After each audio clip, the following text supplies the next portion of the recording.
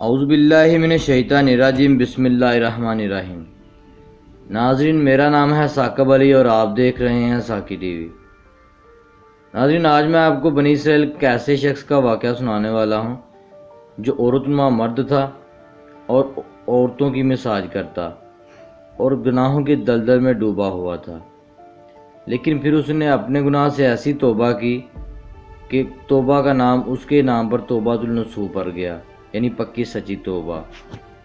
ناظرین، کہانی میں آگے بڑھنے سے پہلے آپ سے التجا ہے کہ ہمارے چینل کو سبسکرائب کریں، ویڈیوز کو لائک کریں اور ان کو واٹس ایپ اور فیس بک کے گروپوں میں شیئر کرنا نہ بھولیں، تاکہ ہماری ہر طرح کی علمی ادبی ثقافتی ویڈیو تمام لوگوں تک پہنچائی جا سکے۔ ناظرین، اب آتے ہیں اپنی کہانی کی جانب۔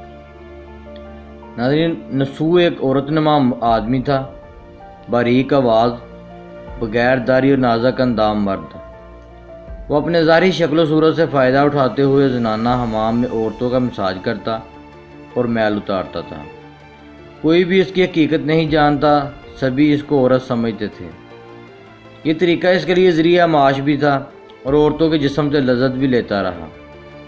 کئی بار وجدان کی ملامت کرنے پر اس نے اس کام سے توبہ بھی کر دی، لیکن ہمیشہ توبہ توڑتا رہا۔ ایک دن بادشاہ کی بیٹی حمام گئی۔ حمام اور مساج کرنے کے بعد پتہ چلا کہ اس کا ہیرا کھو گیا ہے۔ بادشاہ کی بیٹی نے حکم دیا کہ سب کی تلاشی لی جائے۔ سب کی تلاشی لی گئی، ہیرا نہیں ملا۔ نصوح رسوائی کے ڈر کی وجہ سے ایک جگہ چھپ گیا۔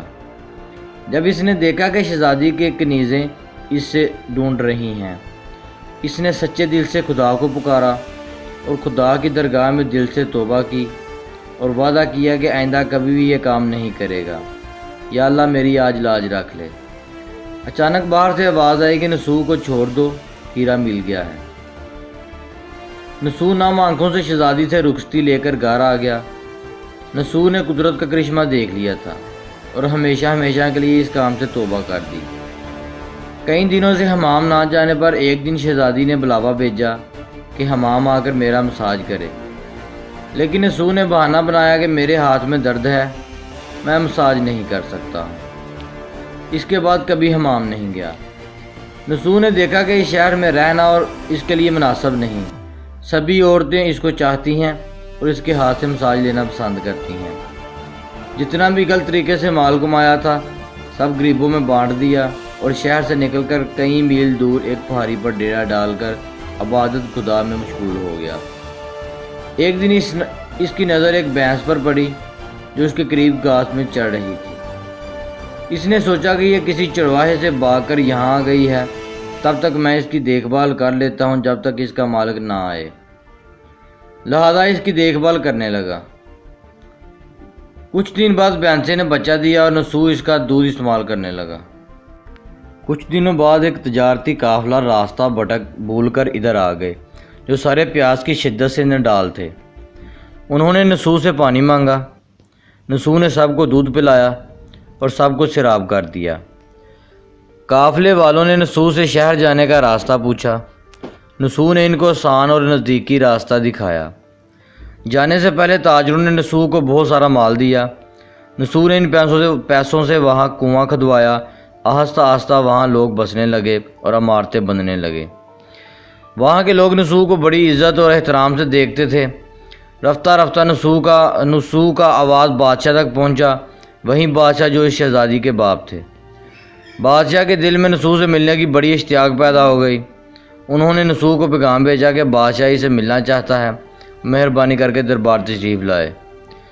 جب نصوح کو بادشاہ کا پیغام ملا، انہوں نے ملنے سے انکار کر دیا اور معذرت چاہی کہ مجھے بہت سارے کام ہیں، میں نہیں آ سکتا۔ بادشاہ کو بہت تعجب ہوا۔ انہوں نے کہا کہ اگر نصوح نہیں آ سکتا تو ہم خود اس کے پاس جائیں گے۔ جب بادشاہ نصوح کے علاقے میں داخل ہوا، خدا کی طرف سے ملک الموت کو حکم ہوا کہ بادشاہ کی روح قبض کر لے۔ اس زمانے کے رسم و رواج کے مطابق بادشاہ کو نصوح سے ملنے کی وجہ سے لوگوں نے نصوح کو تخت کا بادشاہ بنا دیا۔ نصوح نے اپنے ملک میں عدل اور انصاف کا نظام قائم کیا اور اسی شہزادی سے شادی کر لی۔ ایک دن نصوح تخت پر بیٹھ کر لوگوں کی دادستانی کر رہے تھے۔ ایک شخص وارد ہوا اور کہنے لگا کہ کچھ سال پہلے میری بھینس گم ہو گئی تھی، آپ کی عدالت سے اپنی بینس کا طلبگار ہوں۔ نسو نے کہا کہ تمہاری بینس میرے پاس ہے، آج جو کچھ میرے پاس ہے وہ تمہاری بینس کی وجہ سے ہے۔ نسو نے حکم دیا کہ اس کے سارے مال اور دولت کو آدھا حصہ بینس کے مالک کو دے دیا جائے۔ وہ شخص خدا کے حکم سے کہنے لگا، اے نسو جان لو، نہ میں بینس انسان ہوں اور نہ ہی وہ جانور بینس ہے، بلکہ ہم دو فرشتے ہیں، تمہیں امتحان کرنے کے لیے آئے تھے۔ یہ سارا مال اور دولت تمہارے سچے دل سے توبہ کرنے کا نتیجہ ہے، یہ سب کچھ تمہیں مبارک ہو۔ وہ دونوں فرشتے نظروں سے غائب ہو گئے، اسی وجہ سے سچے دل سے توبہ کرنے کو توبہ النصوح کہتے ہیں۔ یہ حوالہ مصنوی معنی جلد نمبر 5 انوار المجالس صفحہ 432 سے لیا گیا ہے۔ ناظرین، ہماری اس ویڈیو کو تمام فیس بک اور واٹس ایپ گروپوں میں شیئر کریں تاکہ یہ تمام دوست اس واقعے کو سن لیں اور جو توبہ کرنا چاہے توبہ کر لیں۔ اسی کے ساتھ اپنے دوست کو اجازت دیجیے۔ اللہ حافظ۔